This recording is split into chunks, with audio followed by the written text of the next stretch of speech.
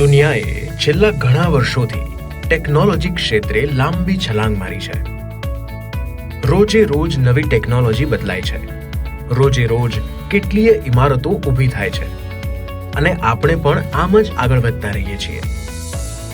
શું આપણાથી કંઈ છૂટી તો નથી રહ્યું ને કે જેનાથી આપણે ભવિષ્યમાં બહુ મોટી કિંમત ચૂકવવી પડે?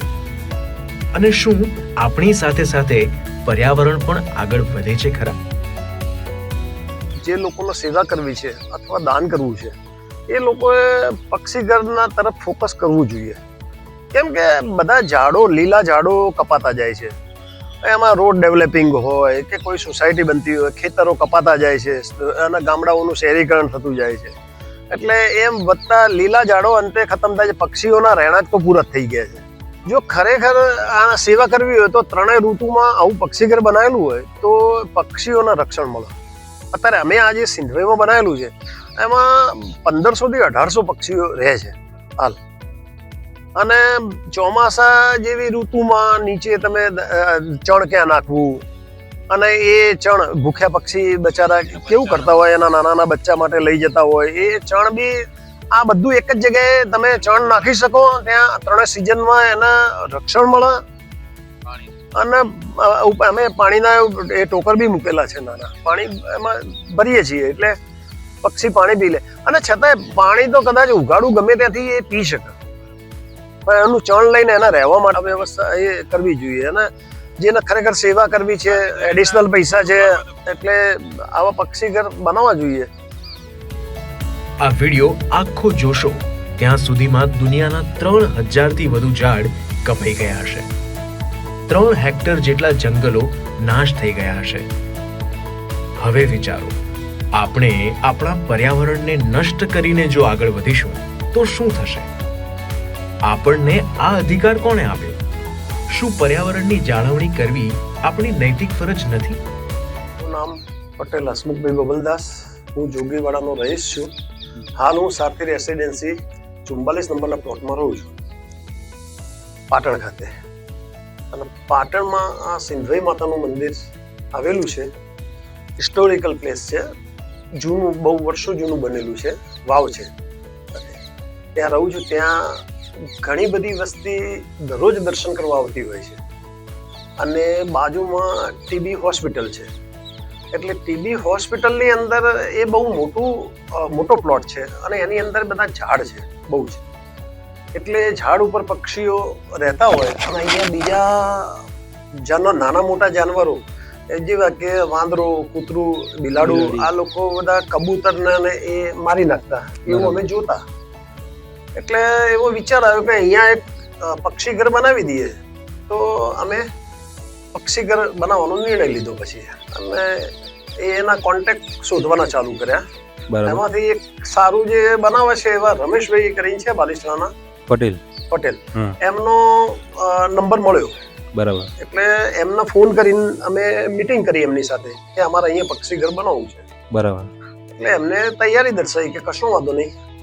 એપ્રોક્સિમેટ એમને ખર્ચનું બધું પૂછી લીધું, એસ્ટિમેટ લઈ લીધો. અને પછી એમને કીધું કે આમાં ફાઉન્ડેશન છે એ કન્સ્ટ્રક્શન લાઈનનું કામ છે, અને ઉપર છે એ માળખું બધું પ્રીકાસ્ટ આવશે. પ્રીકાસ્ટ વાળો હું માલ મંગાવી લઉં. અને આરસીસી માટે નીચેથી જે ફાઉન્ડેશન બહાર કાઢવાનું છે, બરાબર, એના માટે મારી કંપનીનો બીજો એક માણસ છે, એને આપણે બોલાવીને એમની સાથે પણ ચર્ચા કરીએ. બરાબર. એટલે જીગરભાઈ પ્રજાપતિ કરીને છે, એમને એ સાથે લઈને સિંધવાઈ માતાના મંદિરમાં જ આવેલા. ત્યાં અમે એમની સાથે મીટિંગ કરી, સ્થળ જોયું, એમને જોયું. એટલે એમને લોકેશન બહુ જ ગમી ગયું કે આ પક્ષીઓ ખરેખર તમારો હેતુ અહીંયા સિદ્ધ થાય એવું છે. પક્ષીઓ ખરેખર બહુ છે. અને સંધ્યાનો ટાઈમ હતો સાંજનો, એટલે પક્ષીઓ બધા માળામાં પોતાના પાછા આવતા હોય. એ એમને જોયું એટલે કે અમારે એમને થોડા ઘણા પૈસા ઓછા લેવાનું કીધું કે સારું કામ છે સેવાનું, અને તમે બી સેવા કરો છો. એટલે આ જે પક્ષીઘર બનાવ્યું છે અમે અહીંયા પાટણ ખાતે, એ અમારા કુટુંબની એક દીકરી છે, શર્મિષ્ઠાબેન પરસોત્તમભાઈ, એની યાદમાં જ બનાવેલું છે. બરાબર. એ અપાઈ હતી, થોડી હેન્ડીકેપ્ટ હતી. એની યાદમાં, એના મિલકતમાં એના જે ભાગે પૈસા આવતા હતા એ દાનમાં વાપરવા હતા. એટલા માટે અહીંયા સિંધવાઈનું સ્થળ પસંદ કર્યું બરાબર. સિંધવાઈ માતા છે અમારી ગોત્ર દેવી છે, બરાબર. એટલે આ સ્થળ અમને પસંદ હતું હમ. અને પક્ષીઓની રીતે બી સુટેબલ હતું, બરાબર. એટલે બરાબર. અહીંયા બનાવવાનો નિર્ણય લીધો. એક સેવાનું કાર્ય એક થાય. સેવાનું કાર્ય કર્યું અમે અહીંયા. બરાબર. સરસ સરસ. તમારું કાકા શું કહેવું? એઝ એ સિંધવાઈ માતાના મેનેજર તરીકે જયેશભાઈ પટેલ છેલ્લા 3 વર્ષથી સેવા આપું છું. આમાં જે હસુભાઈએ જે પ્રપોઝલ કર્યું કે ભાઈ આ સિંધવાઈ માતા સંસ્થામાં જે અમે ચબૂતરાનું આયોજન કર્યું હતું, એમાં હું એમને કીધું મેં કીધું તમારું આપણો બધા તમારા ટ્રસ્ટીગણ તરફથી બધાનો સહકાર છે અને તમારા વ્યવસ્થિત પ્લાનિંગ છે. ચોમાસામાં 4-5 દિવસ વરસાદ પાણી આવતું હોય, પક્ષીઓ પલળતા હોય, ઠંડીમાં ડૂબતા હોય, એની દ્રષ્ટિએ અત્યારે 1000થી 1500 પક્ષીઓ ચોમાસાની સિઝનની અંદર ડેવલપ કરે, વસવાટ કરે છે. બહુ શાંતિથી બધા જતા રહીએ અને સવારે ચણ કરવા નીચે ઉતરે છે. બહુ સરાહનીય કામગીરી છે. ધર્મિષ્ઠાબેનનું જે દિવસે ડેટ થઈ હતું એ જ દિવસે એમનું ઓપનિંગ કર્યું હતું. આ એને અમાસ હતી, શ્રાવણ વદ અમાસ. અમાસના દિવસે એમને ડેટ એવું નક્કી કર્યું કે આપણે આ ચોગડિયામાં જેમ એમના આત્માને પરમાત્માને શાંતિ મળે. એમની ખરેખર દિલીય ભાવના છે. અને બીજું કે અહીંયા ઉત્તર ગુજરાતની તમામ વસ્તી આવે છે.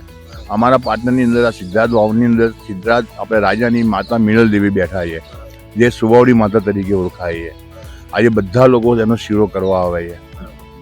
લેડીઝની ડિલિવરી વખતે ધાવણ ના આવતું હોય તો ખાલી સંકલ્પ કરે કે 100 ગ્રામ ઘીનો 200 ગ્રામ ઘીનો હું તમારો શીરો ચડાવીશ અને ધાવણ છૂટથી આવે છે.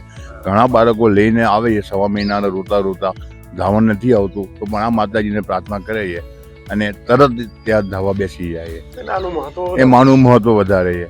ચારે બાજુથી દિશા બિશા ઉત્તર ગુજરાતની તમામ વસ્તીને ખબર છે કે સિંધવાઈ માતામાં સુવાવડી માતા છે અને એમનો શીરો છે અને આ માતાજી સિંધમાંથી પ્રગટ થયેલા છે. આપણા રાજા સિદ્ધાર્થથી લેન્ડમાર્ક કલેક્ટર ઓફિસ છે, એટલે બાજુમાં કલેક્ટર સુપ્રસિદ્ધ ઓફિસ છે, યુનિવર્સિટી રોડ છે અને મેઇન ફંક્શનમાં કામ છે. અને આજે આશુબેનનું આ જે બહુ સરસ કામગીરી છે અમારા ટ્રસ્ટીગણ વતી એમનો ખૂબ ખૂબ આભાર માનીએ છીએ અને આ અમારું સરાહનીય કામગીરી છે. દરરોજના 10 કિલો ચણ અહીંયા પક્ષીને ખવડાવાય છે અને પક્ષીઓ બહુ સારી રીતે સગવડમાં સચવાય છે. એ જ આભાર છે. પર્યાવરણનો નાશ એટલે દુનિયાનો સર્વનાશ, એ વાત તો નક્કી જ છે.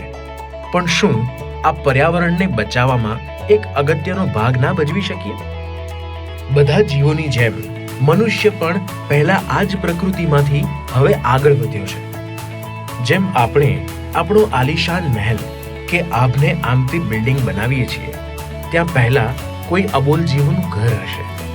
આવનારા સમયમાં થનારું નુકસાન તો રોકી લઈશું, પણ અત્યાર સુધી થયેલા નુકસાનના લીધે જે અબોલ જીવો પક્ષીઓ એ પોતાનું ઘર ગુમાવ્યું છે તે પાછું ના બનાવી શકીએ. બસ આ જ વિચારને કેન્દ્રમાં રાખીને પક્ષી પ્રેમી એજી ઇન્ફ્રા કંપનીએ વિકસાવ્યું પક્ષીઘર. એજી ઇન્ફ્રા અને રમેશભાઈ આ બેનું કોમ્બિનેશન છે અને એ જે એજી ઇન્ફ્રા છે ને એ નીચેનું ફાઉન્ડેશનનું એનું કામ કરે છે અને એ અંદર વચ્ચે જે આખો કોલમ જતો હોય એ અંગેની કામગીરી એજી ઇન્ફ્રાની છે અને બાકીનું પ્રીકાસ્ટ જે આવે છે એ રમેશભાઈના માણસો લગાવે છે, રમેશભાઈ.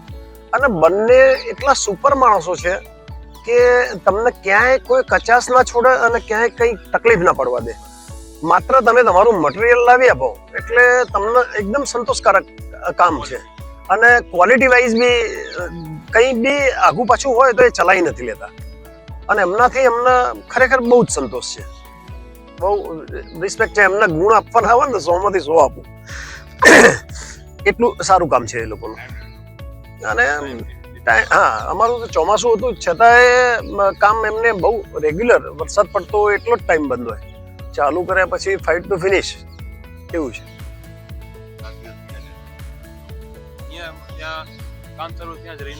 હા, ત્યાં જ એમના માણસો ત્યાં રહેવાની વ્યવસ્થા કરી આપો. ખાલી એ લોકોને હા જમવાની ને એ લોકો એમની રીતે વ્યવસ્થા કરતા, ખાલી રાત્રે સુવા માટેની વ્યવસ્થા કરી આપતા અમે. એ મંદિરમાં શું ટ્રસ્ટનું છે, રૂમો ને એવું બધું છે એટલે એમને વ્યવસ્થા આપેલી અને એ લોકો ત્યાં રહેતા હતા ને અહીંયા જ રહીને કામ કરતા હતા.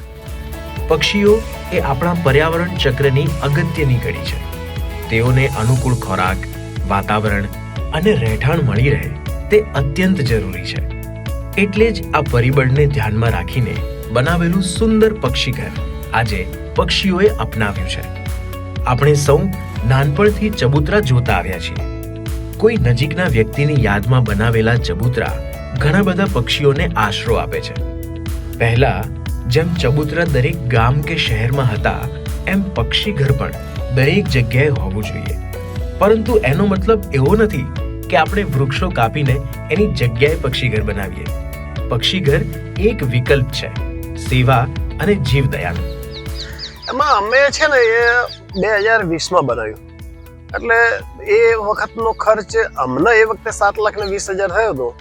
પણ આજે બનાવવા જાઓ તો આજની વસ્તુ જુદી છે, કારણ કે લોખંડનો ભાવ ઓલમોસ્ટ ડબલ થઈ ગયો છે. પછી ડીઝલના ભાવ વધી ગયા, જેના કારણે કપચી, સિમેન્ટ, રેતી આ બધા જ ભાવ વધેલા છે, અને લેબરમાં બી વધારો થયો છે થોડો. એટલે આજની તારીખે તમારે બનાવવું તો 8 થી 9 લાખ રૂપિયા, જો એક નીચે રૂમ બનાવીએ તો 8 થી 9 લાખ રૂપિયાનો ખર્ચ થાય, અને રૂમ ના બનાવી તો 50-60 હજાર રૂપિયા એ કદાચ એના બાદ થઈ જાય, જો તમે એક થાંભલા ઉપર બનાવો તો. એટલે ખર્ચની તો એવી પરિસ્થિતિ છે. અને અમે આમાં બનાવ્યું છે, એમાં અંદર બહાર ટાઇલ્સ લગાવેલી છે, નીચે ગ્રેનાઇટ લગાવેલો છે, એ બધું. એટલે આ બધું જે બનાવતા હોઈએ એ લાંબા ટાઈમ ચાલે, કારણ કે સેવાની પ્રવૃત્તિ વાળી વસ્તુ છે, કરવાનું હોતું નથી, પણ કોઈ મેન્ટેન કરે નહીં. એમ પછી ટ્રસ્ટીઓને એટલી બધી એ નજર ના પડતી હોય, કાયમી ના હોય. એટલે જે કંઈ કરાવો એ ફૂલફિલ થાય અને લોંગ ટાઈમ ચાલે એવી રીતે વિચારીને કરવું જોઈએ. એટલે આનો ખર્ચ એ રીતે થતો હોય. જંગલ કાપવાથી મનુષ્ય સાથે સાથે બીજા જીવો માટે પણ સંકટ જ છે. તેથી વધુ વૃક્ષ વાવીએ અને પર્યાવરણને બચાવીએ. જો આપ પણ પોતાના સ્વજનોની યાદમાં કોઈ સેવા કાર્ય કરવા માંગતા હો તો આજે જ સંપર્ક કરો AJ ઇન્ફ્રાનો. कॉन्टैक्ट नंबर 6354062599 और विजिट www.pakshighar.com.